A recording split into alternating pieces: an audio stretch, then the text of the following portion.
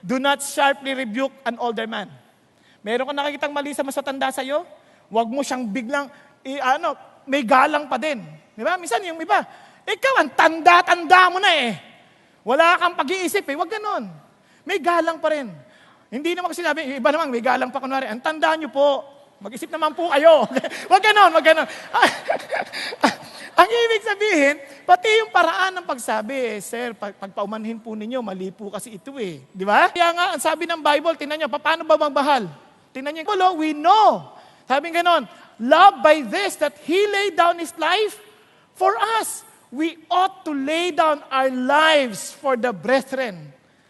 Grabe yung hamon ng Diyos sa atin. Yung bang handa ka mamatay. Alam niyo itong pagmamahal, huwag niyo kakalimutan. Hindi ka maghahanap na mahalin ka. Ikaw ang magmamahal. Nagkakaintindihan tayo. Kasi iba ho maghahanap. Kung maghahanap ka nagmamahal, nako, kawawa ka naman. Bakit? We are living in an imperfect world with imperfect people. For sure, we will be hurt. Tama, mali. Pero kung ikaw nagmamahal, wala nang issue yon. Pag sinabing mali ka, thank you, pabago. Tama?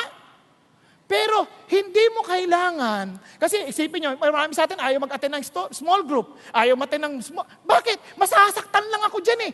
Mali ka. Kasi pag na yan ang sinasabi mo, naghahanap kang mahalin ka at hindi ka inutusan ng Diyos na mahalin ka. Ang inutos sa'yo ng Diyos, magmahal ka. Hello? Kaya minsan maraming bagay nangyari sa atin. Lord, ba't yung pinahintulad to? Nasaktan ako sa boss ko, nasaktan ako sa ano. Hindi punto yun. Bakit? Hindi ka naman tinawag na ikaw ang maghanap ng pagmamahal. Ikaw ang magmahal. Remember God. Trust Him. He knows what's best. Amen? Pakisabi mo ulit sa katabi mo, love your neighbor. Diba? Bakit? Ito'y napaka-importanting bagay. We are related to one another.